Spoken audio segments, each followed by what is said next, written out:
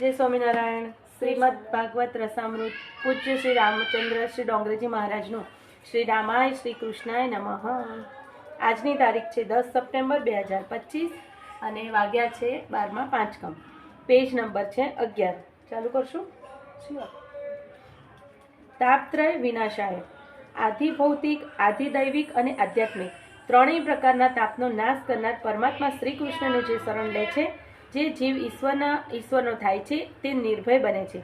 રાજાના ઘરનો સિપાઈ અક્કડમાં ચાલે છે, તેમ આ જીવ જ્યારે પુરુષોત્તમ પરમાત્માનો થાય છે ત્યારે તે નિર્ભય બને છે. મને પહેલા બહુ બીક લાગતી હતી. મને બધી વસ્તુની બીક લાગે. મને લાગતી હતી બહુ, એટલે નાની બાબત વિચારીને બીક લાગે. હા, એમાં મેરેજ કર્યા પછી તો મને બહુ જ બીક લાગતી હતી. મારાથી રસોઈ સારી નહીં થાય તો, મને આમ થઈ જશે, એમ થઈ જશે, તો મારાથી ભૂલ થઈ જશે તો, કોઈ ખોટું લાગે. એ પછી ભગવાનને એક જ વસ્તુની પ્રાર્થના કરી, ભગવાન આ ડર કાઢ નાખો મારા જીવનમાંથી. અને ભગવાને હાચીને ડર કાઢ નાખ્યો. બોલો, એ જાપ કરીએ ને એટલું ડર નીકળે. હા, નહીં તો ના નીકળે. કારણ એમાં ડર લાગે ને એટલે શું કરે ખબર, સીધું હનુમાન ચાલીસા ચાલુ કરી દે. કેટલી વાર બહુ વખત હનુમાન ચાલીસા કરી, જ્યાં બીક લાગે હનુમાન ચાલીસા બહુ સરસ.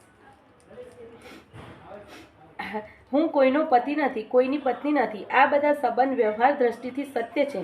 તત્વ દ્રષ્ટિથી ભગવાનનો સંબંધ જ સાચો છે. ભગવાન મારા છે, હું ભગવાનનો છું, એવું જે જાણે છે તે નિર્ભય બને છે. તેને કાળની પણ બીક લાગતી નથી. મારી બેનપણી એક છે ને, એ શું કહે ખબર, એનું છોકરું છે ત્રીજામાં ભણે છે, એની એક્ઝામ આવે ને એટલે સ્વાભાવિક છે મા તરીકે ટેન્શન આવી જાય. એ શું કહે, ભગવાન જો તમે મોકલ્યું છે તમારું છે, તમારે જેમ ભણાવજો, જે રિઝલ્ટ આવે ને તમારું સારું આવશે ને તો બધા તમને વખાડે, ખોટું આવશે ને તો તમે સાંભળજો. હું નહીં એવું જ છે કે પરીક્ષિત રાજા અંતકાળમાં બોલ્યા છે, હવે મને તક્ષકનો ડર નથી. મારી અંદર ચૈતન્ય રૂપે જે નારાયણ વિરાજે છે તે તક્ષક નાગમાં પણ વિરાજ્યા છે. મને તક્ષકની બીક લાગતી નથી. આ જીવ પરમાત્માનો અંશ છે. ભગવાનના ધામમાં જવાનું છે, પ્રભુના ચરણે જવાનું છે. અંદર નારાયણ અને બહાર પણ નારાયણ. અંદર બહાર પરમાત્માના દર્શન કરવાની જેને ટેવ પડી છે તે નિર્ભય બને છે. જીવ માત્રને તક્ષક નાગ કરડવા આવવાનો છે. તક્ષક એ કાળનું સ્વરૂપ છે, એટલે દરેક જીવને આ કરડવા આવવાનો છે. કાળ તક્ષક કોઈને છોડતો નથી. તે 7મા દિવસે જ કરડે છે. અઠવાડિયાના 7 વાર છે. 7મા દિવસ એટલે 7 વારમાંથી કોઈ પણ એક વાર. અચ્છા, એટલે આમાં એવું કીધું. 7 વારમાંથી કોઈ પણ એક વારે તો કાળ અવશ્ય કરડવાનો જ છે. કોઈ પણ જીવને કાળની બીક લાગે છે.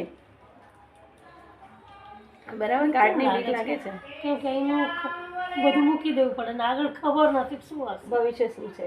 આગળ અહીંયા પહોંચ્યા પછી ખબર નથી કે આગળની દુનિયા કઈ છે.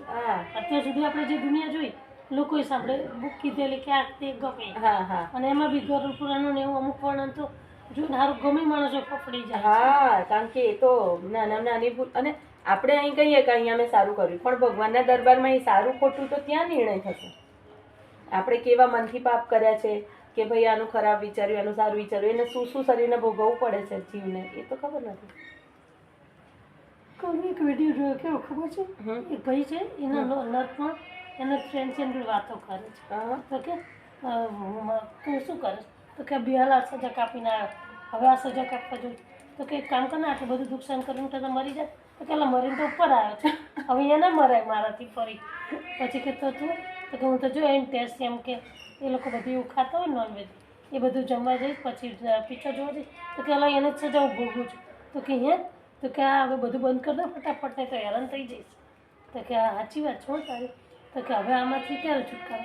તો કે હવે તો જ્યારે એમનું બધું પૂરું થાય ને ત્યારે છુટકારો થાય, ત્યાં સુધી નહીં.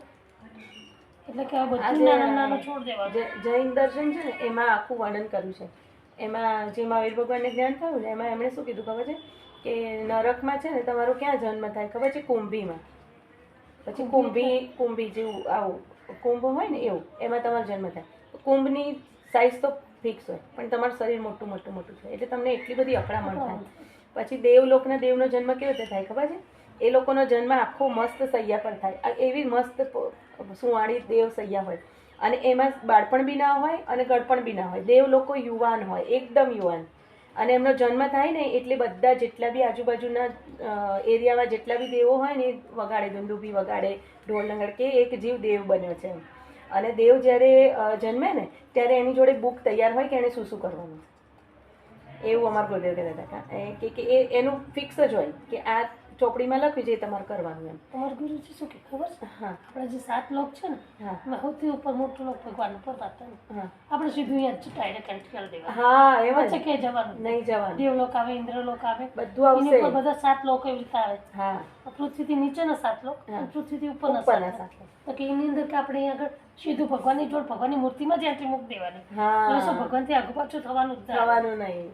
અને એ જે 7 લોક છે ને, એ 7 લોકમાં કેવું છે, એટલું બધું લોભામણું છે કે સપોઝ એક લોક એટલો સરસ છે કે ત્યાં બધું સોનાનું, પૃથ્વી, એવરીથિંગ બધું એટલું કે જીવ છે ને એમાં લલચાઈને એમાં રહી જાય. એટલે પછી આપણે એમાં ધ્યાન રાખવાનું કે આપણે એમાં ફસાવાનું નહીં, આપણે સીધું ભગવાનના ધામમાં જવાનું. અને તમને ખબર છે જે લેડીઝ હોય ને, આપણે સ્ત્રીઓ, એ લોકોને 7મી નરક તો મળે જ નહીં ક્યારે, કારણ કે એ લોકો એક તો પીરિયડનું સહન કર્યું હોય અને એક તો આ તમને બાળકને ખબર છે જન્મ 14 લોક કેટલા શું ખબર છે? હા આપણા શરીરનો 14 લોક છે. કેવી અચ્છા. રીતે? તો અત્યારે આપણે જે જીવીએ છીએ ને, એ આપણું પૃથ્વી લોક. ઓકે. પછી અંદર જે આપણા નેગેટિવ વિચાર આવે ને, એટલે આપણે એક એક પાછું નીચે ઉતરતા જઈએ. હા. એમ કરતા કરતા જો અતિશય ખરાબ વિચાર આવે, કોઈનું ખરાબ કરવાનું ન થાય, એ સીધું લોકનું છેલ્લું લોક. ઓકે. અને ધીમે ધીમે તમે આ બાજુ ભગવાનનું નામ લઈને ઉપર ચડતા જાઓ. જેમ જેમ તમે ઉપર ચડતા જાઓ ને, એમ છેલ્લે તમને કોઈને રાગ, દ્વેષ, ઈર્ષા કંઈ જ ના બચે. એકદમ ખાલી બરાબર. ભગવાન જ ગમે. હા ભગવાન સિવાય કંઈ ગમે જ નહીં. એમ કરતા કરતા છેક છેલ્લે સુધી તમે છેલ્લી પરાકાષ્ઠાએ પહોંચો ને, હા. એટલે તમારું 7નું નાભી ચક્ર હોય, હા એ તમારું એલર્ટ થઈ જાય. હા. અને એ એલર્ટ થઈ જાય ને, એટલે તમારું જે અહીંયા આજ્ઞા ચક્ર હોય ને, આજ્ઞા ચક્ર. ત્યાં તમને ભગવાન સિવાય કંઈ દેખાય જ નહીં. અચ્છા. એવી રીતે આપણા શરીરના જ છે સાથે મારી મમ્મી એક ગાતી હતી ને, એક ભજન, એમાં એવું આવતું હતું કે એ બધું આખું જ બ્રહ્માંડ છે ને બોડીમાં છે. પછી કે માહે મંજન કરો, માહે મંજન કરો. અરે ભૂલાઈ ગયું એટલું મસ્ત. અને આપણે ગણપતિની પૂજા બધા પહેલા કરીએ છીએ, ખબર છે કેમ? હા ના. શિવજી ભગવાન વરદાન આપ્યું તો બરાબર છે. હા હા. આપણું પહેલું મેઇન ચક્ર રહ્યું ને, એ આપણું મૂળ ચક્ર કહેવાય. મૂલાધાર ચક્ર. મૂલાધાર ચક્ર. એ મૂલાધાર ચક્ર છે ને ગણપતિનું છે.